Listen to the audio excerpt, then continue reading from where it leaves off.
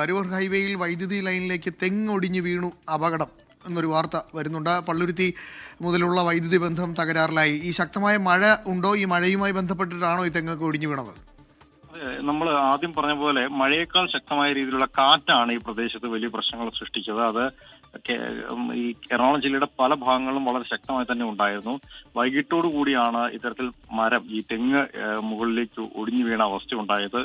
Line കമ്പിയിലേക്ക് തന്നെ വീണതുകൊണ്ട് വലിയ അപകടം ആ ഭാഗത്ത് ഉണ്ടായില്ല എന്നത് ആശ്വാസകരമാണ്. പക്ഷേ ആ പ്രദേശത്തൊട്ടാകെ, അതായത് ഇടക്കൊച്ചി മേഖലയിൽ വ്യാപകമായിട്ടുള്ള വൈദ്യുതി പ്രതിസന്ധി ഈ സമയത്ത് ഉണ്ടായിട്ടുണ്ട്.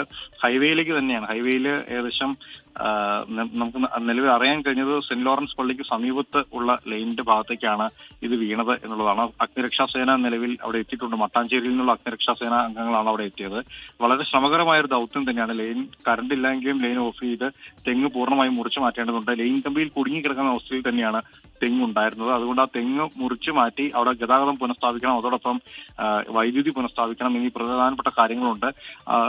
നിലവിലുള്ളതിൽ ക്രെയിൻ അടക്കമുള്ള സംവിധാനങ്ങൾ ഉപയോഗിച്ചുകൊണ്ടാണ് അഗ്നിരക്ഷാസേന ഉദ്യോഗസ്ഥർ തെങ്ങ് മുറിച്ചു മാറ്റാൻ ശ്രമിച്ചുകൊണ്ടിരിക്കുന്നത്. തെങ്ങിൽ വേറെ തേങ്ങയുണ്ട്, അത് അടക്കമുള്ള പ്രശ്നങ്ങളുണ്ട്. നാട്ടിൽ ഉള്ള ആളുകൾക്ക് മറ്റു പരിക്കേക്കാതെ നോക്കേണ്ടതുണ്ട്. മാത്രമല്ല, ഇന്ന് വൈകുന്നേരം ആയതുകൊണ്ട് ഒരുപാട് ആളുകൾ ആ സമയത്ത് അതിലൂടെ സഞ്ചരിക്കുന്നുണ്ടായിരുന്നു. ഭാഗ്യം കൊണ്ടാണ് ആളുകൾക്ക് പരിക്ക് പറ്റാത്ത രീതിയിൽ തന്നെ കാര്യങ്ങൾ മുന്നോട്ട് പോയത്. എന്തായാലും ഇടക്കൊച്ചി ഭാഗത്താണ് വൈദ്യുതി ബന്ധം, ഈ പള്ളുരുത്തി മുതലുള്ള സ്ഥലങ്ങളിൽ വൈദ്യുതി ബന്ധം തകരാറിലായിരിക്കുന്നു. പക്ഷേ ആരും പേടിക്കേണ്ട, അവിടെ KCB എത്തിയിട്ടുണ്ട്, അധികൃതർ എത്തിയിട്ടുണ്ട്. ഉടൻ തന്നെ വൈദ്യുതി ബന്ധം എല്ലാം റെഡിയാക്കി എന്തായാലും ശരിയാക്കും എന്ന് തന്നെയാണ് അറിയാൻ കഴിയുന്നത്. ലാൽകൃഷ്ണയാണ് കൊച്ചിയിൽ നിന്നും വിവരങ്ങൾ നൽകിയൊരു.